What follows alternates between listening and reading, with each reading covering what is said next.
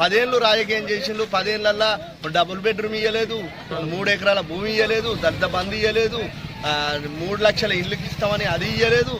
ఏది ఇవ్వకుండా ఇంటికో ఉద్యోగం ఇస్తామన్నారు, ఇంటికో ఉద్యోగం ఇవ్వాలి. ఇవన్నీ ఇవ్వకముందుకే ఇవి అన్నారు. 10 ఏళ్ళు చేయని పని ఒక నెల రోజులు కాకముందుకే 15 రోజులకే చేస్తలేరు. వీని మీద వాడు పడతాను, వాని మీద వాడు పడతాను. కడియం సీఆర్ అంటే ఆయన ఉప ముఖ్యమంత్రి ఉన్నాడు.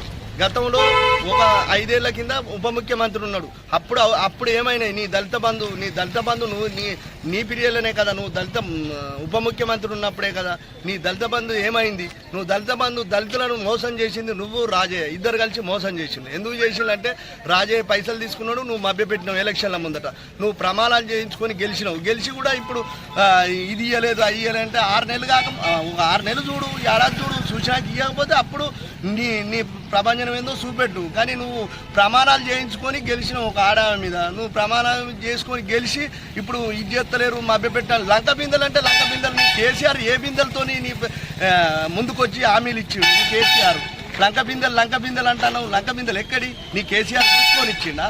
నీ కేసీఆర్ ఇవన్నీ మోసం చేసిండు. ఇవాళ కాంగ్రెస్ పార్టీ అట్లా మోసం చేయడం, తెలంగాణ ఇస్తా అన్నది ఇచ్చింది. తెలంగాణ ఇచ్చినాక మీరు మోసం చేసిండు.